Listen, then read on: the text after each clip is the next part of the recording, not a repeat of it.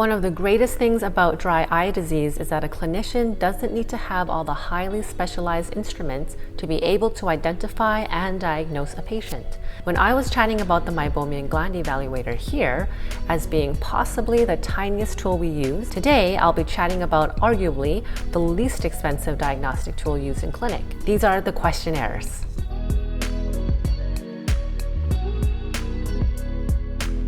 Hey YouTube, my name is Dr. Natalie Chai. This channel brings you the latest science-based education and treatments in dry eye disease, myopia management, and specialty contact lenses to help you understand why it should matter to you for optimal eye health, function, comfort, and even beauty. There are many optometrists out there that are looking to become more serious in the diagnosis and treatment of dry eye disease. And the misconception is that you need all this fancy equipment. But let me tell you, you don't. You can even start as early as tomorrow morning, and truth be told, you already have everything you need to confidently and accurately diagnose your patient population. In fact, in the TFOS DEWS II study, in the diagnostic methodology section, the authors even mention that the, quote, recommendations are based on the level of evidence combined with the invasiveness of the test and its ability to be conducted in a standard clinical setting, ideally without, again I repeat, without highly specialized instrumentation. Now I've shared this before that I have been an associate for the last 6 years and just recently went into my own business. And I've been working at multiple clinics, and I started with what I had and still was able to manage my patients successfully. Remember the definition for dry eye disease? Yes, it's the long run-on sentence. And do you also remember that over the years, the definition has been tweaked and changed a few times to reflect our better understanding of the disease? Now, what remained constant, particularly between the TFOS DEWS and the TFOS DEWS II definition, describes the presence of ocular surface symptoms and other signs of dry eye disease. Even though there is a large disconnect between the symptoms and signs of dry eye disease, being able to accurately quantify a patient's symptoms is important for the screening process. This helps the clinician determine if that patient requires additional dry eye disease evaluation. Symptoms are also critical for monitoring the progression of the condition and response to treatments. Now, the authors of the TFOS DEWS II stated that,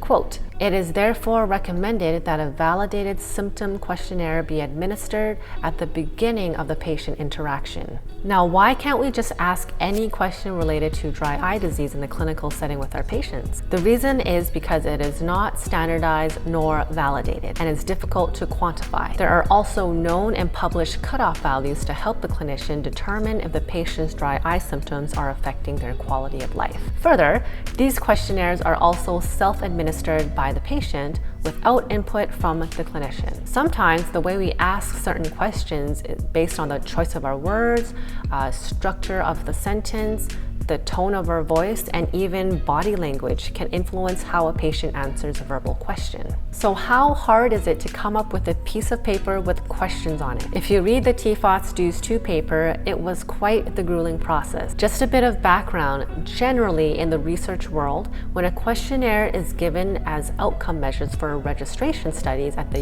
US Food and Drug Administration, or the FDA, there is an FDA guidance document that describes a pathway for the development of a patient-reported outcome, also known as PRO. Over the years, there have been many questionnaires developed independently by different groups around the world. And when put under the requirements for the PROs, they did not follow the full psychometric development plan for a validated questionnaire. Now, there was a study done by Guiman, and I hope I'm pronouncing it right. If not, I apologize, and co-workers that covered the exact topic of questionnaire validation and the strengths and weaknesses of many of the dry eye questionnaires in their review in 2012. If you're interested in looking further into it, I have the link below. Here's a table that gives you an idea of just how many questions there are out there. So what is considered ideal characteristics of a questionnaire in dry eye disease? Practicality is what we strive for in a clinical setting. With that in mind, a questionnaire should be simple, quick, and repeatable for use, easily understood by the patient, easily tallied up scores, and easy calculation required at the end to establish the final score. There are so many, so which one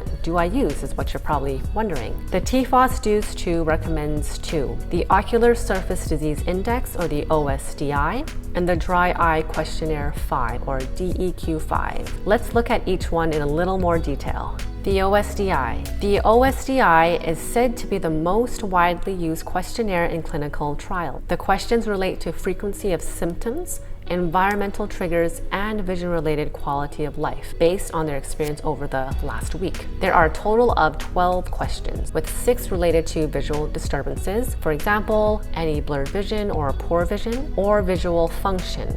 So any problems when someone's reading, driving at night, or working on a computer, or simply just watching TV. Then the scores are tallied and calculation is required to reach the final score. And this final score can range from 0 all the way to 100. Reliability and validity of the questionnaire has been established, showing its ability to discriminate between normal and dry eye patients, and also then distinguishing between mild, moderate, and severe dry eye. The cutoff is a score equal to or greater than 13.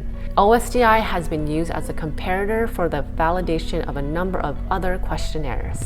The DEQ5. As its name suggests, the DEQ5 has 5 questions, and an interesting fact is that the original version of the DEQ, it had 21 questions. That's a little too much for me even. The DEQ5 is validated and is reported to be sensitive to disease severity. The questions relate to a patient's typical day in the last month around the frequency and severity of eye discomfort and eye dryness. The possible scores range from 0 to 22, with the screening cutoff for dry eye equal to or greater than 6. Scores higher than 12 may indicate severe dry eye and the possible need to test for Sjogren's syndrome. And here is another example of what a DEQ5 questionnaire can look like. Of note, there seems to be a buzz around a third questionnaire known as the Standard Patient Evaluation of Eye Dryness, or SPEED. This is a 4-question questionnaire assessing the frequency and severity of dry eye symptoms. In addition to the questions, patients are also asked about their symptoms over varying periods of time. For example, at the visit, the last 5 days, and the last 3 months. Now, these answers are not part of the final score, however. The final score ranges from 0 to 28, with a cutoff value greater than 8. The SPEED questionnaire has been shown to have good validity and consistency in comparison to several questionnaires, including the OSDI and the DEQ5. The authors report that the SPEED may be better for meibomian gland dysfunction dry eye based on the population subjects they used during its validation process. In my clinic, I use the DEQ5 and the OSDI. Now, not together and not at the same time, but for different purposes. Now, I have implemented the DEQ5 as part of the intake process with all adult and senior routine exams as a screening tool to at least plant the seeds and even to start a conversation. Remember, the majority of our patients will not voluntarily tell you their issues with dry eye unless prompted to, or if their symptoms are severe enough. Seems simple, doesn't it? But the value of incorporating a validated questionnaire is immense. The take-home message for my fellow colleagues who are watching is to choose one that you feel comfortable with and which one makes sense to the flow of your practice.